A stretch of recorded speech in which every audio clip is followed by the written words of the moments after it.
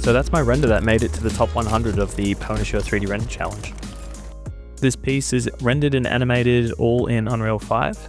And I thought I might put some extra effort into this breakdown because it's got some tips that might help anyone else try and animate in Unreal, or to anyone who wants to learn about the process.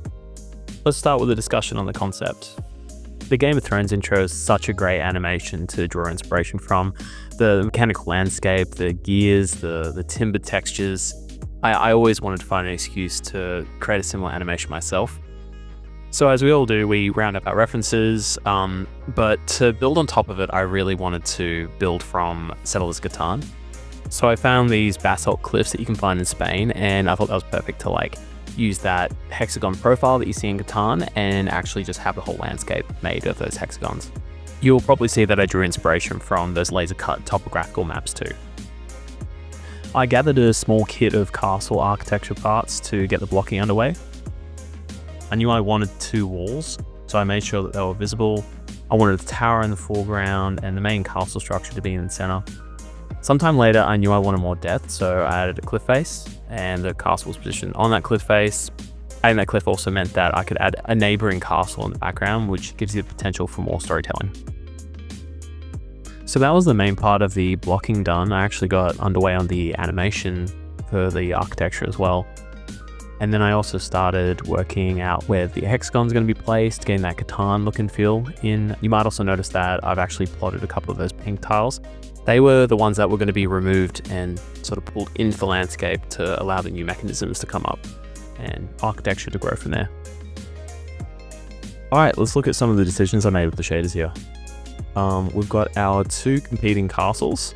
So I definitely wanted to make them look like they're from 2 different rulers or districts. So I have one with a dark timber and gold sort of look, and opposing that a lightly green stained timber, much brighter and with silver. The houses aren't too different, but I did give them different colored roofs, giving them the aesthetic that they're little timber blocks that have been painted, reminiscent of those little game pieces like Monopoly or Catan. And the trees on the outside looking like chiseled timber, but they've been painted like those game pieces too. These are pretty straightforward. The terrain has some additional features that help the randomization. So these tiles will be moving up and down, but to help randomize them a little bit, I make that on the red axis, their UV and tone shuffle a little bit. To help explain how I've done that in the shader, I've just got a basic material here doing the same thing. You can see I'm using the object position, breaking it out into the red channel, which is the x-axis. So you can see I can move it left and right and it'll change color. And using the frac node, very handy. It will keep it between a value of 0 and 1. To take this a step further, I did a similar thing with the terrain where I can scale it on the x-axis and it'll do the same thing. So you can see that tone is changing a little bit. Just gives you the freedom to change those colors as it steps up. Back to the shader. You can see that's just as easy as swapping out the X using object scale instead. So as the castle's appearing and expanding, we want to show population growth.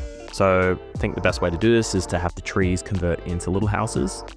So I took my tree and house model, cut it into 4, and started working on this pop, pull, and fold animation, and I'm pretty happy with the result. I baked out the animation into an animation sequence, and then I could bring it into a sequence. You can see I've got that manual control there. For the closer houses of the animation, I'll use this method, but I want to do more. So I wanted hundreds of these changing in the background. So to help me with that, I developed 2 blueprints, one which is the house and tree animation by itself as a skeletal mesh, and a controller, which we'll see here. So the idea is that in my sequence, I can trigger this controller and it will communicate to all these blueprints to trigger based off their Y position. So if I hit simulate, you can see they trigger one by one on the Y axis towards the back. And if I move where that controller is and re-simulate, you'll see it will go from the back towards the front.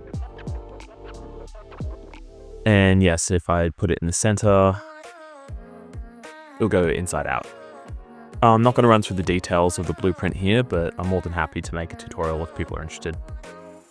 So since there was an impression of time passing with the castle, I thought I'd have the character slowly becoming a knight.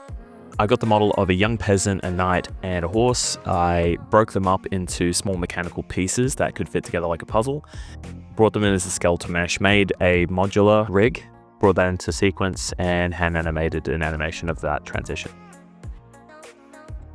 The gear animation was probably one of the easier things to manage in this project. I just wrote up a very basic blueprint that essentially adds all three XYZ locations together to make a relative rotation. I did that in both event graph and construction script so we can see it in preview before we hit play.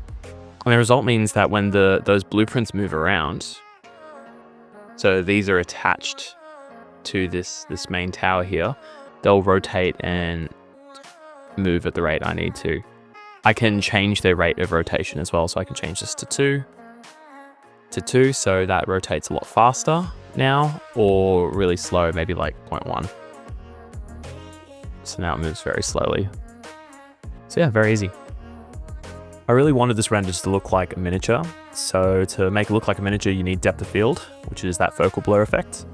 But the problem was I had 2 planes of focus that I needed to focus on. I had the castle in the background and the character on the ledge. Both had details I didn't want to lose.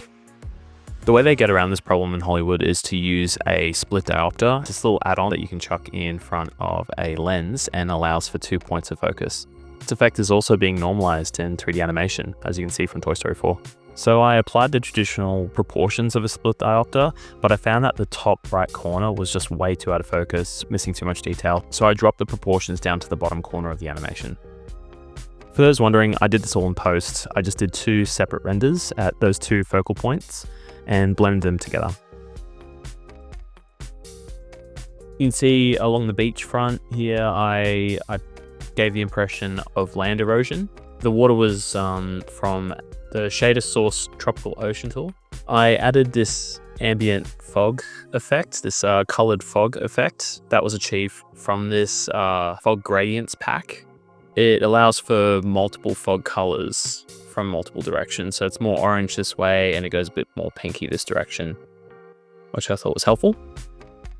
It's a VBD in the center, along with a small Niagara particle puff. From there, it was just a lot of fine tuning on the animation, just giving it some shake and impact, making sure when things click together, they bounce back. And that pretty much covers my journey on this project. I really enjoyed this one. The community was great. The challenge was great. Looking forward to the next one.